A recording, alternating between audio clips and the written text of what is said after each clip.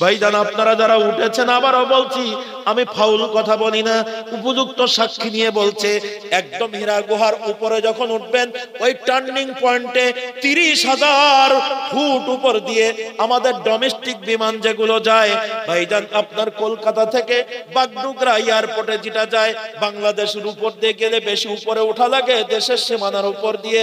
কিন্তু যখন আপনার নিজের দেশের ভিতরে চলবেন, আপনার কলকাতা থেকে বিমানটা যখন বাগডোগরা এয়ারপোর্টে যায়, এটা মাত্র 15,000, 20,000, 25,000 মিটার, 25,000 মিটার উপর দিয়ে চলে যায়।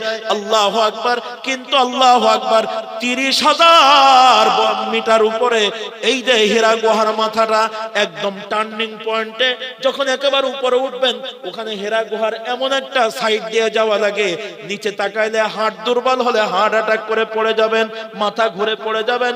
সৌদির সরকার ওখানে এমন রেলিং করে দিয়েছে, লোহার রেলিং করে দিয়েছে, কোন হাজি যেন পড়ে না যায়। 1,500 বছর পূর্বে ওখানে কোনো রেলিং দেওয়া ছিল না, কোনো গ্রিল দেওয়া ছিল না।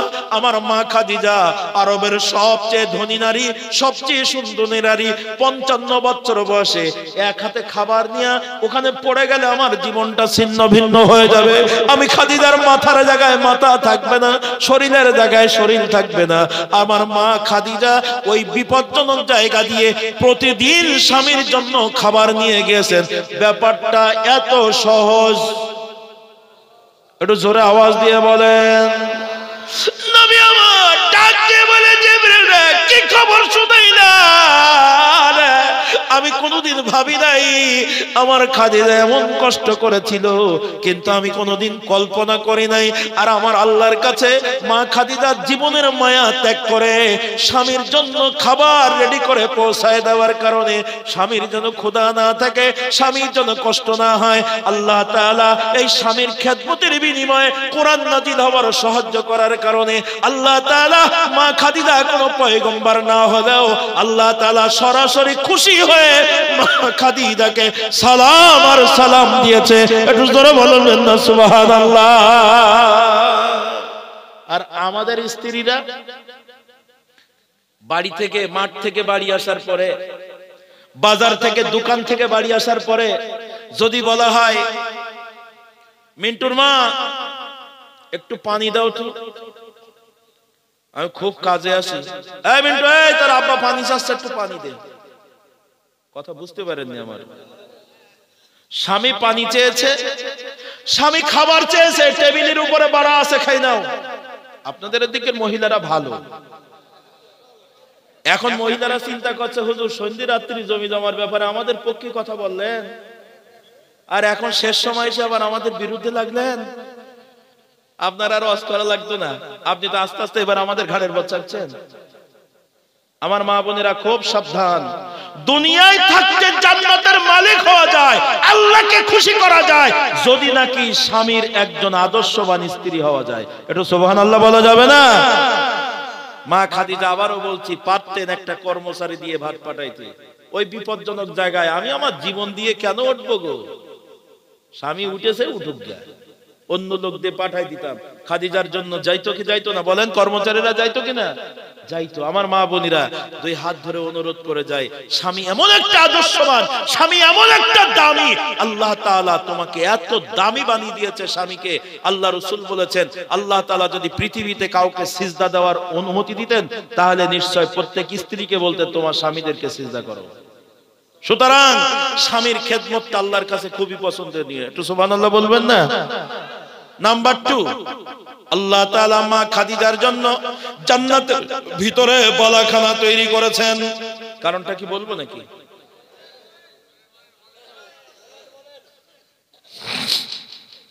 কি ব্যাপার, আমার সময় মতন ডেকে না আসলে না হুজুর আসতে? এই শোনেন, আপনাদের কাছে একটা কথা বলি, একটা কথা, এই আমার সাথে একটা লজিকে মিলান তো।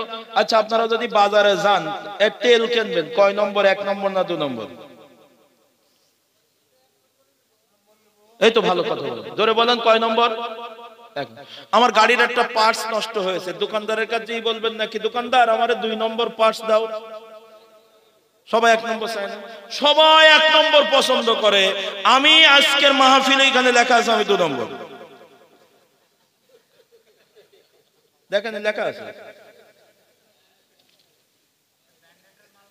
এ 2 নম্বর জিনিস নিয়ে বেশি সময় টানাটানি করা যাবে না ভাই। হ্যাঁ ভাই, যুক্তি তো আমি জানি, একটু জোরে আওয়াজ দেন নারায়ে তাকবীর। আসেন না গেছেন? একটু জোরে বলেন আসেন না গেছেন? জিবরিল আমিন ডাক দিয়ে বলে, নবী গো,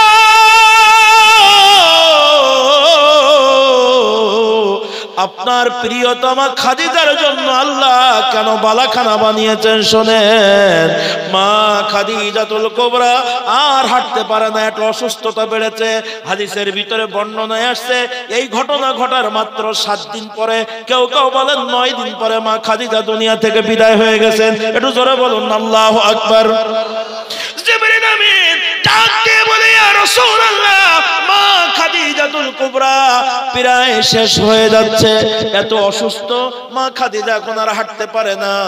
ও জিবরিল আমিন ডাক দিয়ে বলে, ইয়া রাসূলুল্লাহ, আল্লাহ তাআলা মা খাদিজার এই আমলটা পছন্দ করে জান্নাতের ভিতরে বালাখানা তৈরি করেছে।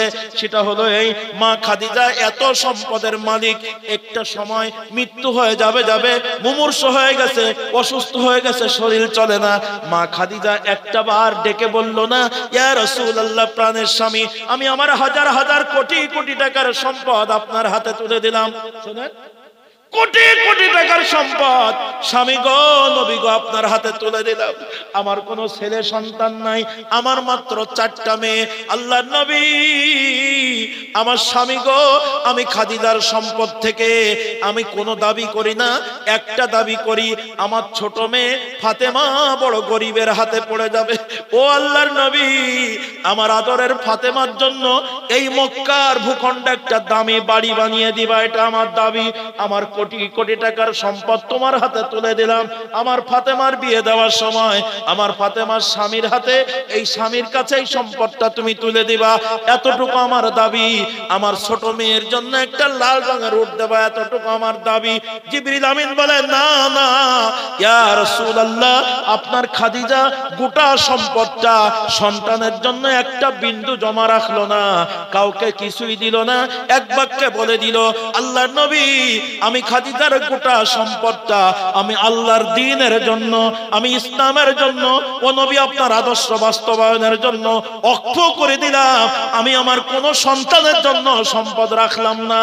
তো আল্লাহ তাআলার রাহে তার মাল দিয়ে দেওয়ার কারণে, কারণ আমার আল্লাহ বলছেন সূরা, আবার বলছে সূরাতুত তাওবা 111 নম্বর আয়াতে আমার আল্লাহ বলছেন, ইন্নাল্লাহা আশতারা মিনাল মুমিনিনা আনফুসাহুম ওয়া আমওয়ালাহুম বিআন্না লাহুমুল জান্নাহ।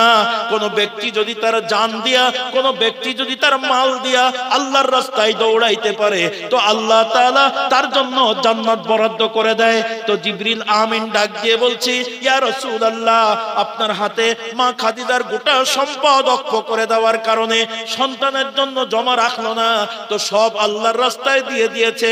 আর আমার আল্লাহ মা খাদিজার অন্তরের দিকে তাকাইয়া এই কাজটাকে এত ভালোবেসেছে, জিবরিল আমিন বলছে আল্লাহ তাআলার রাস্তায় সম্পদ দিয়েছে, আর আমার আল্লাহ মা খাদিজার জন্য জান্নাতের ভিতরে দামি সম্পদ বাড়ি বানিয়ে দিয়েছে।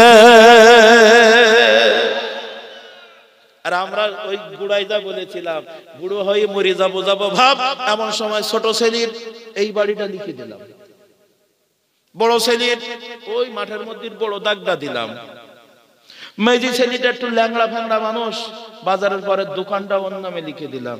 যদি বলা হয় শাহবাজপুর একটা মাদ্রাসা বানানো হচ্ছে, এই মাদ্রাসার জন্য 1 বিঘা জমি দিতে হবে, তোমার 20 বিঘা জমি দেওয়া লাগবে না, 20 বিঘার 19 বিঘা তুমি রাখো, আর নবীর মহব্বত করলে জান্নাত পাবে। যেই নবীর মহব্বতে তোমার এত কলিজা কান্দে, যেই আল্লাহর জান্নাত তুমি চাও, এই শাহবাজপুর মাদ্রাসার জন্য শাহবাজপুর একটা মাদ্রাসা তৈরি করা খুবই দরকার।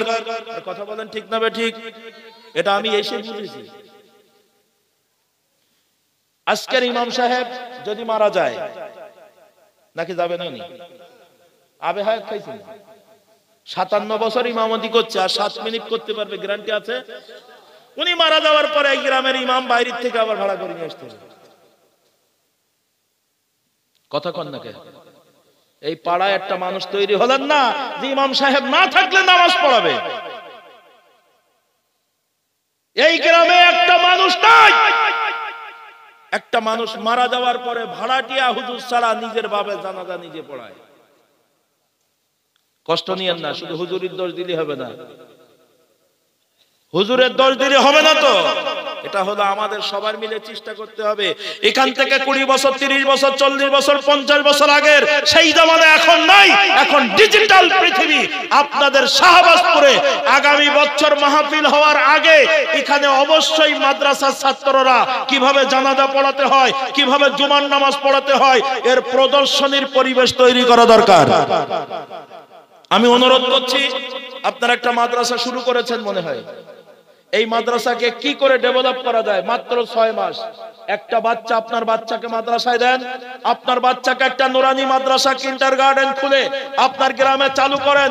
6 মাস একটা মাদ্রাসায় আপনার 5 বছরের একটা ছেলে, 6 বছরের একটা ছেলে সন্তানকে দেন।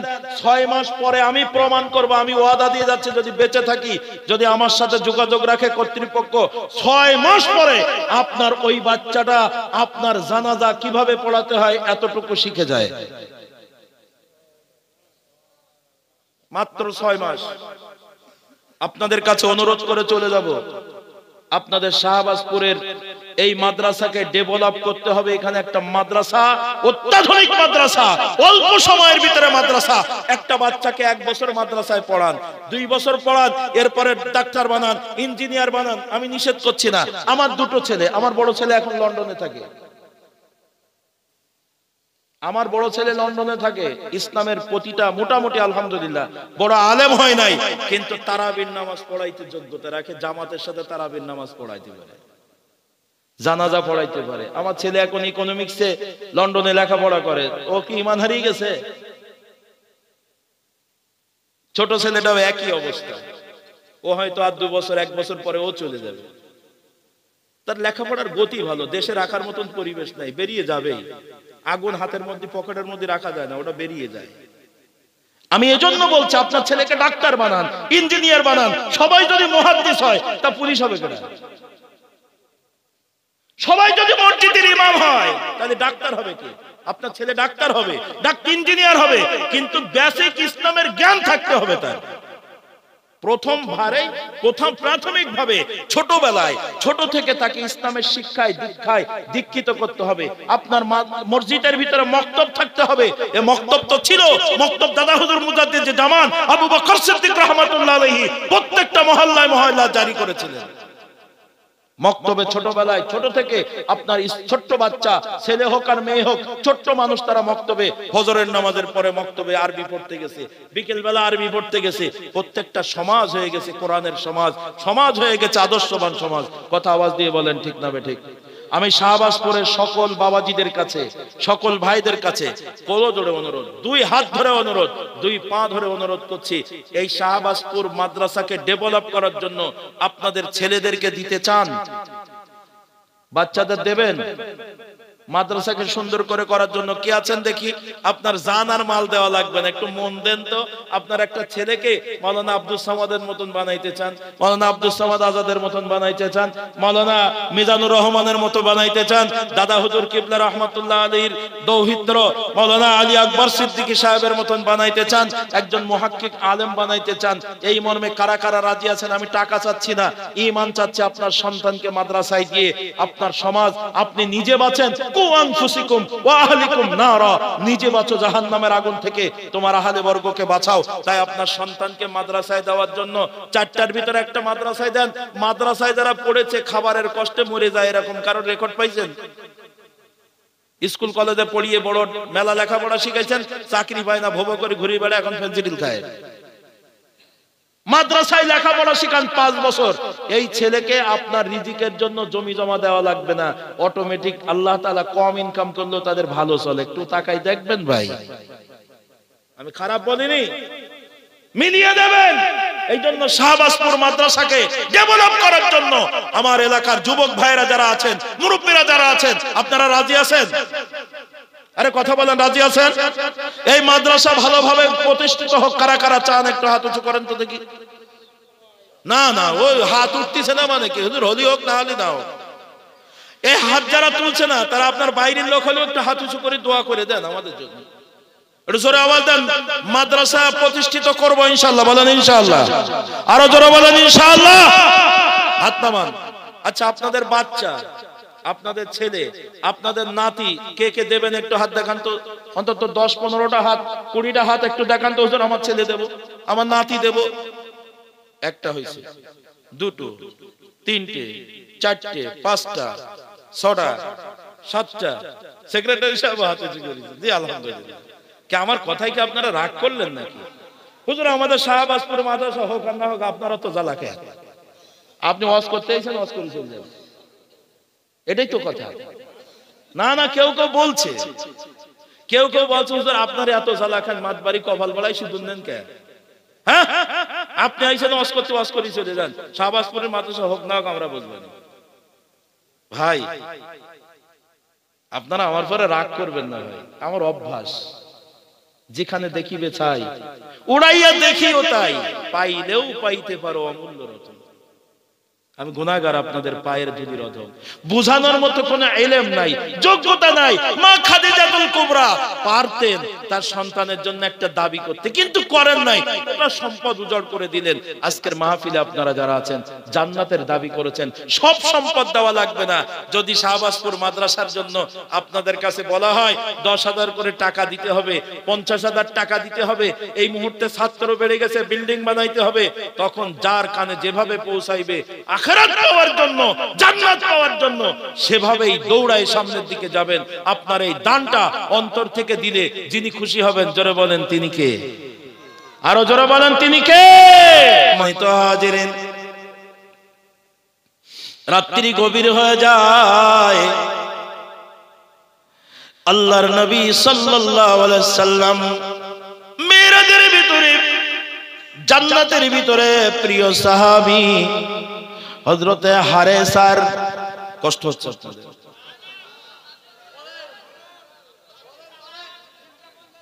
হ্যাঁ?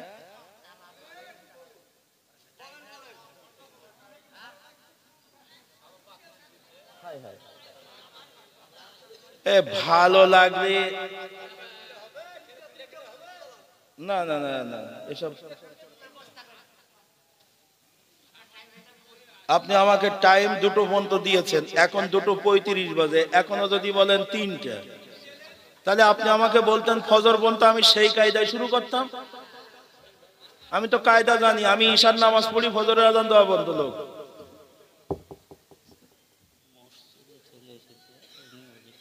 নিয়ে আসেন, নিয়ে আসেন, নিয়ে আসেন। হুজুর আসলে হুজুরের বসা রেখে ওয়াজ করা যাবে না, ওরকম এলেম আমার নেই। আমি ওরকম বড় বক্তা টক্তা কিছু নেই, তক্তা। হ্যাঁ, একটু জোরে আওয়াজ দেন, নারায়ে তাকবীর। হুজুর এসেছেন মুজাদ্দিদে জামানের দৌহিত্র। বিশ্বাস করেন, আমি ফুরফুরা সিলসিলার একজন মানুষ হিসেবে দাদা হুজুরের আদর্শের আমার জীবনে ছোট থেকে বড় হওয়া, এই জন্য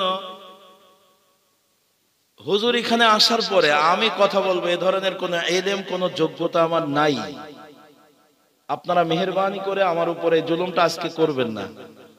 যদি আমার পরে কেউ না থাকতো, ব্যাপারটা ছিল আলাদা, আনলিমিটেড সময় দেওয়া যেত। ওনাকে বসিয়ে রেখে আমার গোস্ত খাইতে আজকে ভালো লেগেছে, সেক্রেটারি সাহেব চোখের ইশারা কাছে কয় আর একটু দেন, আর একটু দেন।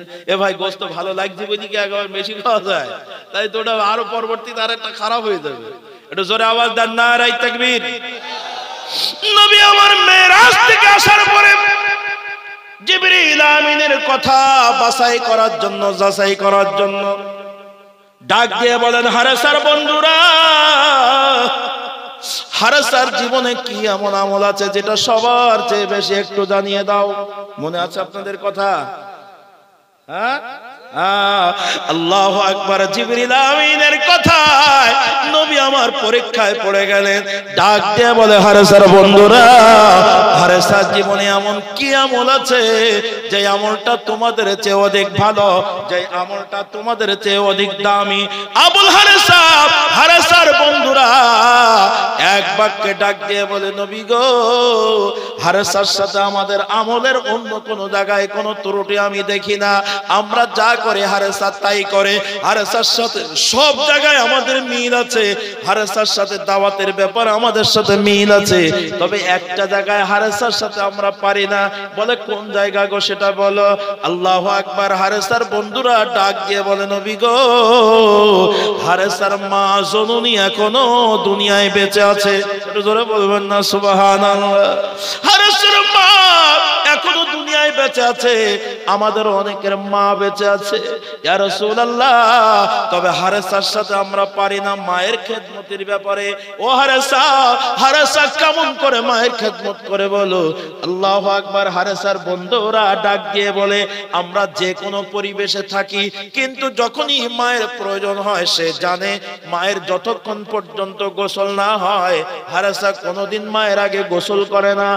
হারেসার মা খাবারের দরকার, মা না খানা খাওয়া পর্যন্ত সন্তান হারেসা কোনোদিন খাবার খায় না। মায়ের কি দরকার, মায়ের যাবতীয় কাজ সব মেটানোর পরে এই হারেসা তারপরে তার নিজের কাজে ব্যস্ত হয়ে যায়। আল্লাহর নবী মায়ের খেদমতের ব্যাপারে আমরা হারেসার সাথে আমরা পারি না। আমরা মাকে ভালোবাসি, মাকে মহব্বত করে, কিন্তু হারেসা আমাদের উঠতে। নবী আমার ডাক দিয়ে বলে আমার সাহাবীরা রে, কিয়ামতের ময়দান যেদিন কায়েম হয়ে যাবে সেই দিন মানুষের বিচারের কাজ সমাধা হবে। কিন্তু আমি দুনিয়ায় থাকতে মেরাজে যখন গেলাম, মেরাজে যাওয়ার পরে জিবরিল আমিন আমাকে জান্নাত দেখাইলো, জাহান্নাম দেখাইলো, সব কিছু দেখার ভিতরে জান্নাতের ভিতরে দুনিয়ায় থাকতে হারেসা কোরআন তেলাওয়াতকারী হয়ে গেছে। এই খবরটা আমি জানার পরে বাস্তব যখন তার চেহারাটা সামনে দেখেছি, জিবরিল আমিন আমাকে কাছে যেতে দেয় নাই। তবে আমি জিজ্ঞাসা করেছিলাম হারেসা কোন আমলের কারণে জান্নাতের ভিতরে দুনিয়ায় থাকতে কোরআন তেলাওয়াত করছে। আল্লাহ তাআলা হারেসার মরার আগে, মৃত্যু হওয়ার আগে জান্নাতের ভিতরে কোরআন তেলাওয়াতকারী করে কবুল করে নিয়েছে। আমলটা আর কিছুই না। আমি এখন বুঝেছি হারেসা তার মায়ের খেদমতের কারণে আল্লাহ তাআলা দুনিয়ায় থাকতে হারেসাকে জান্নাতের ভিতরে কোরআন তেলাওয়াতকারী হিসাবে কবুল করে নিয়েছে। একটু সবাই করে বলবেন না মারহাবা। কষ্ট হয়েছে? আপনাদের মা বাবা বেঁচে আছে? আরে কথা কন না। তাহলে মাকে মূল্যায়ন করলে, আব্বাকে মূল্যায়ন করলে দুনিয়ায় থাকতে জান্নাতের মালিক বানিয়ে দেন যিনি। একটু জোরে আওয়াজ দিয়ে বলেন তিনি কে? আরো জোরে আওয়াজ দিয়ে বলেন তিনি কে? মায়ের এক ধারে দুধের দাম কাটিয়া গায়ের চাম, মায়ের এক ধারে দুধের দাম, মায়ের এক ধারে দুধের দাম কাটিয়া গায়ের চাম, পাপস বানাইলেও ঋণের শোধ হবে না। এমন দরদি ভাবে কেউ হবে না আমার মা গো, এমন দরদি ভাবে কেউ হবে না আমার মা গো। তো হারেসার ঈমান ছিল এক নম্বরে, এরপরে মায়ের খেদমত করার কারণে জান্নাতি কোরআন তেলাওয়াতকারী। সুবহানাল্লাহ বলবেন না? মা খাদিজাতুল কুবরা এক নম্বরে ঈমান ছিল। জীবন চলে যাবে নবী গো, আমি আপনার জন্য সর্বপ্রথম কালিমা পড়লাম। তো ঈমানের উপরে মজবুত থাকার কারণে স্বামীকে খেদমত করেছে, ঈমানের উপরে মজবুত থাকার কারণে তার সম্পদগুলো আল্লাহর রাস্তায় দান করে দিয়েছে। তো ঈমান ঠিক থাকার কারণে নেক আমল আল্লাহ পছন্দ করে নিয়ে দুনিয়ায় থাকতে তাকে জান্নাতের মালিক বানিয়েছে। কথা বলেন ঠিক না বেঠিক?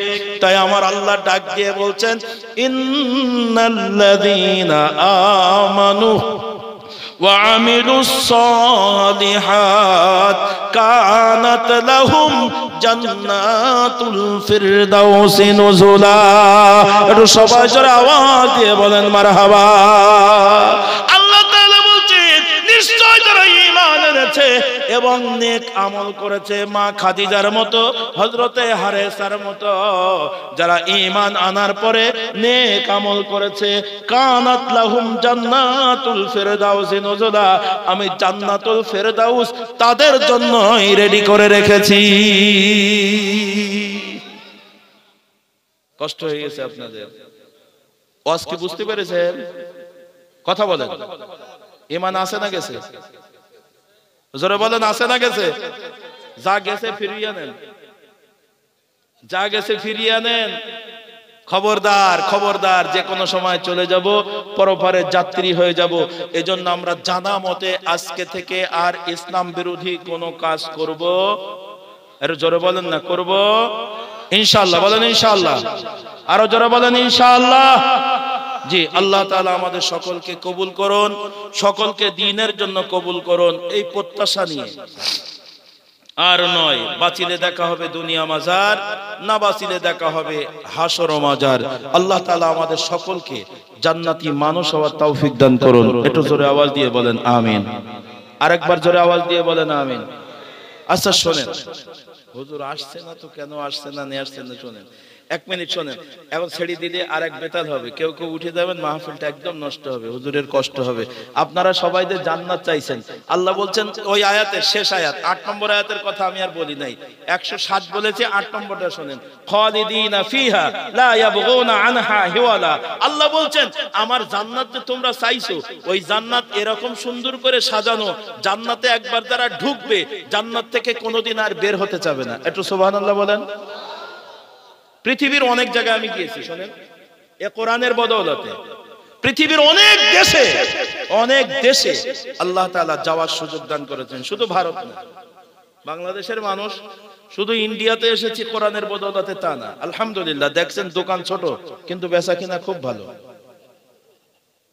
জি ভাই, তো এই কোরআনের বদৌলতে পৃথিবীর অনেকগুলো জায়গায় যাওয়ার সুযোগ আল্লাহ দান করেছেন। কিন্তু একটা মজার বিষয়, খুব খুব খুব অনুধাবন করেছি। আমি কোরআনের একজন ছাত্র, আমি কোরআন এন্ড সায়েন্সের একজন ছাত্র মাত্র, লেখাপড়া করেছি, শেষ করেছি আলহামদুলিল্লাহ। মনে হয় সার্টিফিকেট দুনিয়া শেষ হয়ে গেল, কিন্তু পড়ালেখা শেষ তুলতে পারলাম না। কারণ আল্লাহ তাআলা এই 8 পরে 9 নম্বর আয়াতে যে বলছেন, কুল্লাউ কানাল বাহরু মিদাদান লিকালিমাতি রাব্বি লাদাফিদাল বাহরু ক্বাবলা আন তানফাযা কালিমাতু রাব্বি ওয়ালাউ জিনা বিমিসলিহি মাদাদা। আমি আল্লাহ এত নিয়ামত দুনিয়ায় পাঠিয়েছি, বান্দা আমার একটা নিয়ামতের শুকরিয়া যদি আদায় করো, সারা পৃথিবীর সকল পানির উপর, সাগরের পানিগুলো যদি কালি হয়ে যায়, গাছ রূপের গাছগুলো কেটে কেটে যদি কলম বানাও, তো কলমগুলো শেষ হয়ে যাবে, পানিগুলো শেষ হয়ে যাবে, কালি রূপের পানি। তবু আমার আল্লাহ তাআলার একটা নিয়ামতের শুকরিয়া লিখে শেষ করতে পারবে না। তা আমি আবারও বলছি, আমি একজন ছাত্র, শুধু পড়ালেখা করি, শুধু পড়তে মন চায়। এ পড়ার ভিতর দিয়ে ছোট্ট একটা কথা বলি, আল্লাহ জান্নাতে গেলে, পৃথিবীর কত জায়গায় গেলাম, যে কথা বলছিলাম, গেলে মন টেকে না। একদিন ভালো লাগে, 2 দিন ভালো লাগে। আজকে শাহবাজপুরে ভালো লাগছে, আমাকে আর 2 দিন রাখতে পারবেন? আমার একদম মন টেকবে না। এই কালকে তো একরকম ছিল, ভালো সাজানো গোছানো ছিল, কালকে সকালবেলা আসলে এখানে মাঠ একদম ভালো লাগবে না। এরকম থাকবে মাঠটা না। তো এই পৃথিবী এমন একটা জায়গা, কিছুক্ষণ ভালো লাগে, পরে আর ভালো লাগে না। নিজের বাড়িতেও ভালো লাগে না, কিছুক্ষণ সময় বলে বোরিং লাগছে, তো একটু দিঘাতে ঘুরে আসি, কথা কয় না, ঘুরতে মন চায় না। আল্লাহ বলছেন জান্নাত এত সুন্দর করে সাজানো, খালিদিনা ফিহা লা ইয়াবগুনা আনহা হিওয়ালা। এই জান্নাত এত সুন্দর করে সাজানো, জান্নাতে ঢুকলে আর বাইরে যাইতে মন চাবে না। সুবহানাল্লাহ বলেন। কেন? তার একটা ছোট্ট নমুনা বলি, শোনেন। এই যে ফুল দিয়ে সাজানো না স্টেজটা, এই সৌন্দর্য বর্ধন করা হয়েছে। আচ্ছা, জান্নাতের ভিতরে যখন আপনি যাবেন, আল্লাহ রাসূল বলছেন জান্নাতে যাওয়ার পর এরকম ফুল দেখে, কোন একটা জিনিস দেখে, মানুষের হ্যাবিট, আমাদের সবসময় ভুল ধরা স্বভাব না, সব কিন্তু ভুল। আরে এই জায়গার এই ফুলটা যদি লাল হতো তাহলে খুব সুন্দর হতো। আল্লাহ রাসূল বলছেন বান্দা মনের ভিতরে এরকম একটা ইচ্ছা করবে, আর ওই ফুলের দিকে তাকানোর সাথে সাথে চোখের পাতা ওখান থেকে সরানোর আগে, অন্তরের কথা জবানে নিয়ে এসে প্রকাশ করার আগে, আল্লাহ বান্দার অন্তরে যা চাইছে মনের মতো করে সেখানে সাজিয়ে দিবেন। এই সুবহানাল্লাহর গাছ হয়ে গেছে বলে জান্নাতের মধ্যে, মাশাআল্লাহ। আরেকটা মজার কথা, তাফসীরে জালালাইন আপনারা নাম শুনেছেন? তাফসীরে জালালাইনের ভিতরে আল্লামা জালালউদ্দিন সৈয়দী রাহমাতুল্লাহ আলাইহি বলছেন, তাফসীরে জালালাইনের লেখক দুইজন, মনে রাখেন, একজন হলো তাফসীরে জালালাইনের লেখক দুইজন, একজন হলো আল্লামা জালালউদ্দিন মুহাল্লি রাহমাতুল্লাহ আলাইহি, আর একজন হলো আল্লামা জালালউদ্দিন সৈয়দী রাহমাতুল্লাহ আলাইহি। তো আল্লামা জালালউদ্দিন সৈয়দী রাহমাতুল্লাহ আলাইহি সর্বাধিক বিজ্ঞ আলেম বলে সর্বস্তরের উলামায়ে কেরাম সম্মতি দিয়েছেন। তো আল্লামা জালালউদ্দিন সৈয়দী রাহমাতুল্লাহ আলাইহি তাফসীরে জালালাইনের ভিতরে সূরা ইয়াসিনের ব্যাখ্যায় বলছেন, কোন সূরা বলছে? সূরা ইয়াসিনের ব্যাখ্যার ভিতরে বলছেন, তাফসীরে জালালাইন পড়বেন পেয়ে যাবেন। আল্লাহ তাআলা জান্নাতের ভিতরে মানুষকে দেবেন, তো মানুষ জান্নাতে যেয়ে দুনিয়ার সাথে সবকিছু মিল পাবে, একটা জায়গায় উল্টা পাবে। দুনিয়ার সাথে মিল মানে দুনিয়ায় মানুষের হাত মুখ চোখ কান নাক মুখ যেরকম দেখতে এরকম থাকবে, যদিও চেহারা সুন্দর হবে, কিন্তু নাকের জায়গায় নাক, চোখের জায়গায় চোখ অন্যরকম ভাল্লুকের মতো হবে না, এরকমটাই থাকবে। ফল দুনিয়ায় দেখতে যেমন, জান্নাতের ফল দেখতে যেমন, দুনিয়ার আপেল যেমন জান্নাতের আপেল তেমন, দুনিয়ার কমলা যেমন জান্নাতের কমলা দেখতে তেমন, যদিও জান্নাতের ফলগুলোর ভিতরে নিয়ামত থাকবে অধিক বেশি। সুবহানাল্লাহ বলেন। সম্মানিত ভাইরা, আল্লাহু আকবার। আল্লামা জালালউদ্দিন সৈয়দী রাহমাতুল্লাহ আলাইহি বলছেন, আল্লাহ তাবারক ওয়া তাআলা জান্নাতের ভিতরে একটা জায়গা দুনিয়ার উল্টা করে দিবেন। কি উল্টা? দুনিয়ার গাছের গোড়া নিচের দিকে আর মাথা উপরের দিকে। আরে হানা বলেন, কথা বলেন, ঠিক না বেঠিক? দুনিয়ার গাছের গোড়া নিচের দিকে আর মাথা উপরের দিকে, আর জান্নাতের ভিতরে গাছের গোড়া হবে উপরের দিকে আর মাথা হবে নিচের দিকে। এই যে আবার সুবহানাল্লাহর গাছ তৈরি হলো। এটার মজার কথা বলি বিদায় হবো, শোনেন। আচ্ছা বলেন, জান্নাতের ভিতরে গাছের গোড়া কোন দিকে? কথা আপনারা বুঝতে পারেন না। উপর দিকে। আর মাথা কেন? ফল খাবে।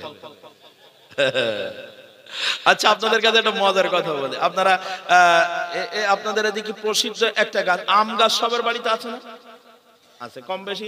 যাদের 2 কাঠা জমি ভিটি বাড়ি আছে তার মাথায় একটা আম গাছ লাগাই রাখে। আম গাছ আমাদের বাঙালিদের জন্য বিরাট একটা মজাদার ফল। শোনেন, আম এমন একটা ফল, এই আমটা অধিকাংশ মানুষের বাড়িতে আছে।